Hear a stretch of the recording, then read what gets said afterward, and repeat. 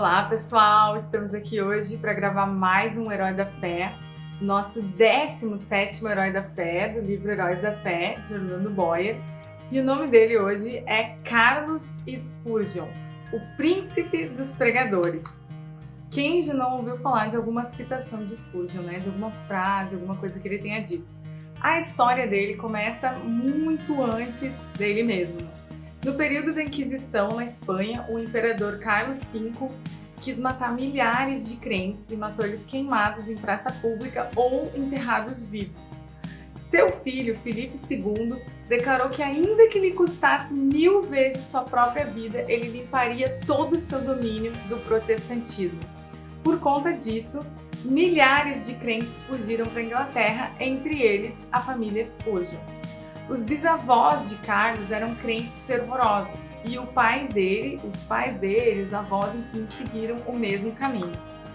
Quando ele ainda era criança, ele se interessava pela leitura de livros como O Peregrino, pela história dos mártires e por diversas obras de teologia, criança ainda.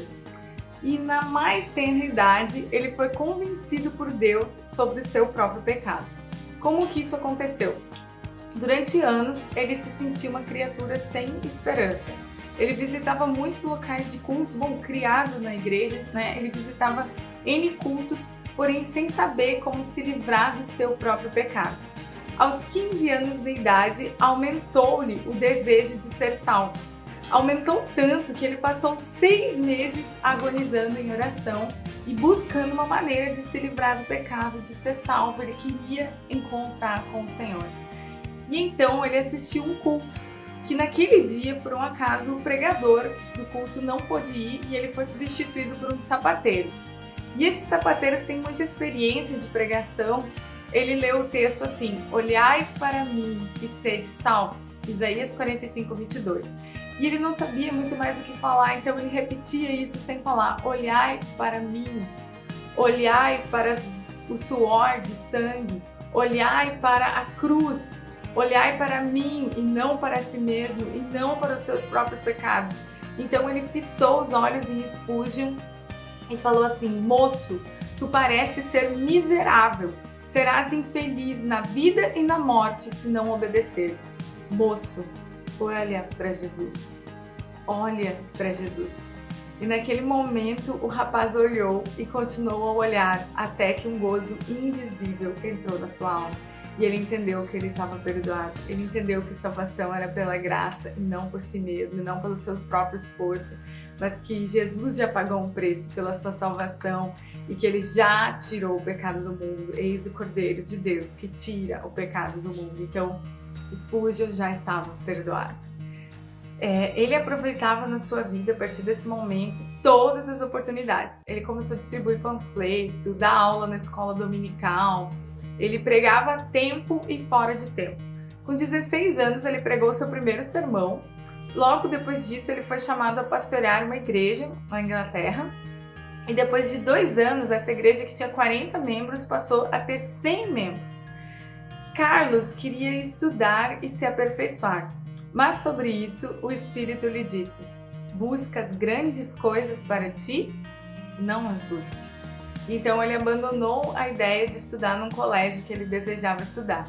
Ele alcançou fama de ser um dos homens mais instruídos do seu tempo, porém não da forma tradicional como os outros se instruíam, né?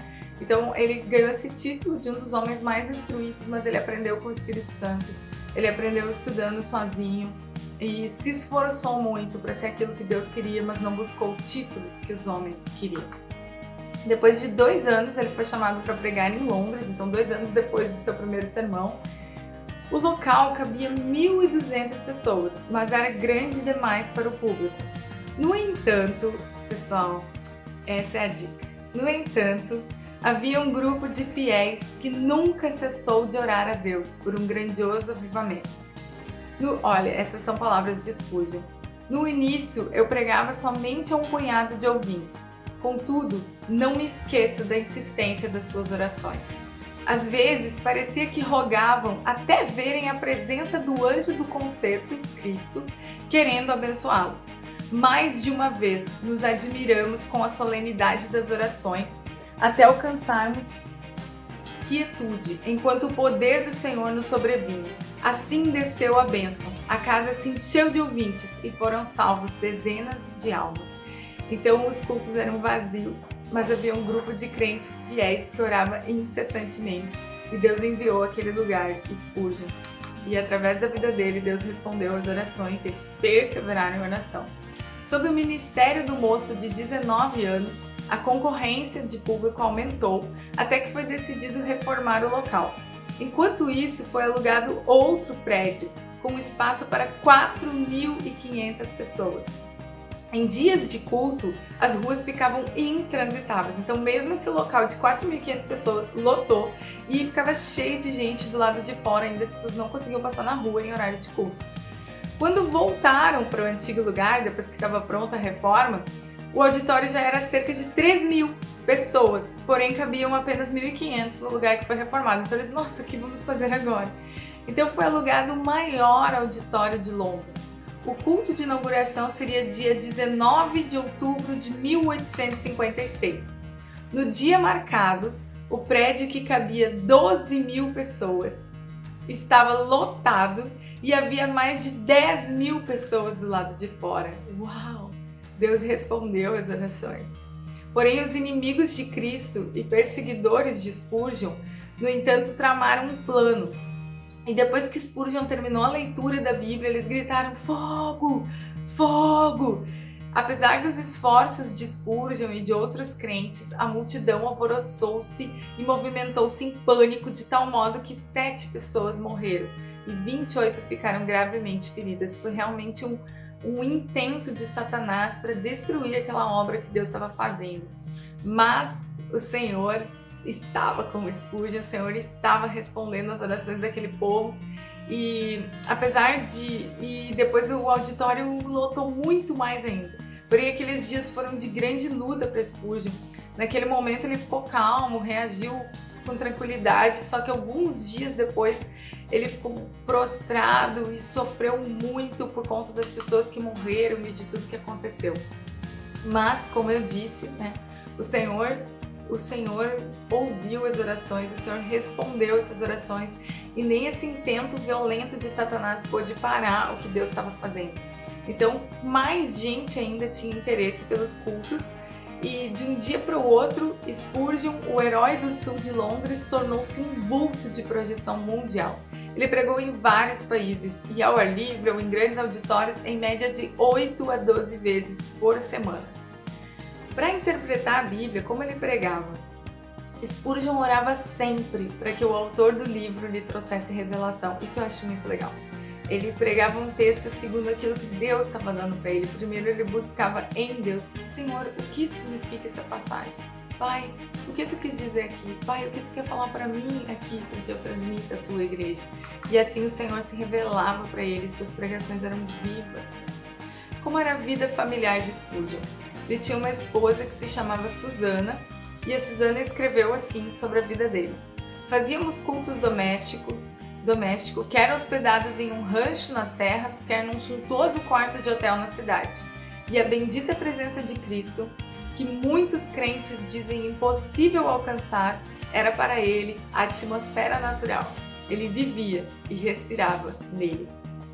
Sobre a igreja, aí então, assim vivia o Spurgeon, né, nessa vida de busca e da presença de Deus, e assim ele vivia com sua esposa, com a sua família. A congregação foi crescendo tanto que eles decidiram construir um templo maior, eles chamavam de tabernáculo. Então eles decidiram construir uma igreja muito maior que comportasse os auditórios. Só que antes de começar a construção, eles oraram para que nenhum trabalhador morresse durante a obra. E Deus respondeu. Outra coisa que eles oraram é para que toda dívida fosse paga antes da inauguração do templo. E assim aconteceu. Eu vejo como Deus é fiel com aqueles que creem, né? E com aqueles que oram. Essa questão de finanças, a gente tem o exemplo de George Miller, a gente tem agora o exemplo de Spurgeon. O Senhor é fiel. E quantos crentes deixam de fazer alguma coisa por questão financeira, né? Nós precisamos orar, porque aquilo que Deus nos mandou fazer vai acontecer. Que nenhum de nós deixe de fazer algo que Deus nos mandou por questão de dinheiro, porque nós temos um Senhor. Jesus Cristo, o Senhor, que é o dono de todo ouro e toda a prata. E assim nós temos visto homens de Deus experimentar essa vida, né? Nos 31 anos que se seguiram, o auditório seguia lotado, 31 anos depois da sua construção. Todavia, não era só no púlpito que a alma de Spurgeon ardia pela salvação dos perdidos. Ele também se ocupava grandemente no evangelismo individual. Um homem que não se deixou corromper pela fama, pelos auditórios, pelos púlpitos. Ele amava pessoas, ele amava o Senhor. Falaram que seu coração ardia mais ao lado de uma criança enferma do que num auditório. Parece impossível que para um homem como esse tenha sobrado tempo para escrever, mas ele escreveu inúmeros livros e sermões.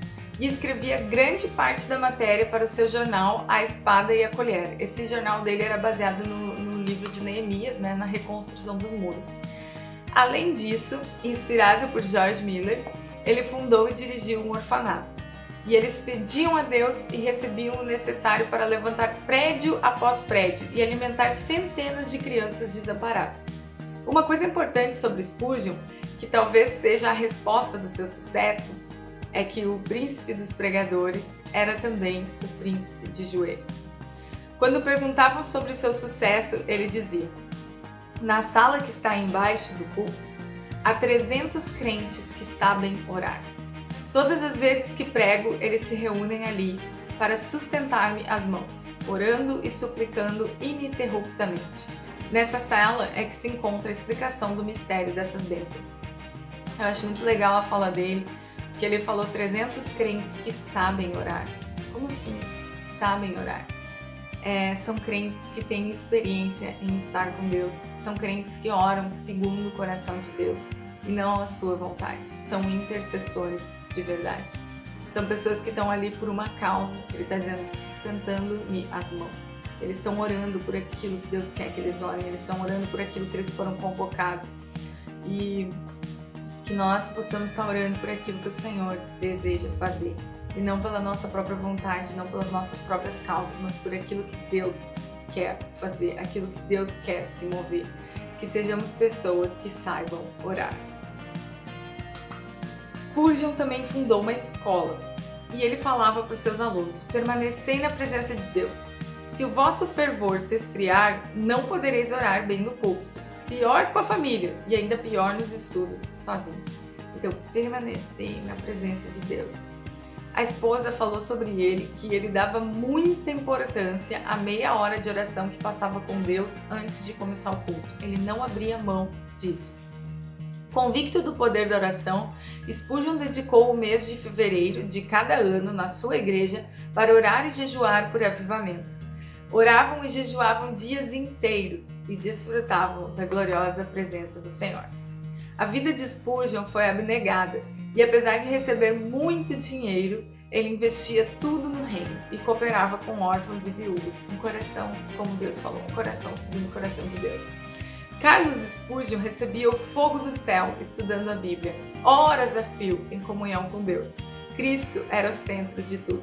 Quando Spurgeon orava, parecia que Cristo estava em pé ao seu lado, certo ouvinte falou. Suas últimas palavras, dirigidas à sua esposa, foram: ó, querida, tenho desfrutado um tempo muito glorioso com meu Senhor. E assim ele partiu e a sua esposa chorou e agradeceu por Deus ter emprestado esse homem que era tão seu amigo, tão íntimo dele, para passar a vida com ela. E pediu para que Deus desse forças para ela continuar dali em diante. Seu túmulo simples testifica a grandeza da sua vida. Aqui jaz o corpo de Carlos Haddon Spurgeon, esperando o aparecimento do seu Senhor e Salvador, Jesus Cristo. Que a nossa vida possa ser uma vida de oração como a desse homem, e realmente alguém que se rendia, que não dependia de si mesmo, mas do poder do céu para viver, que tinha fome e sede de Deus. Que a gente possa viver dessa forma, orando e crendo que o Senhor responde, orando e crendo no avivamento que está por vir. Obrigada, gente. Deus abençoe vocês. Até o próximo vídeo.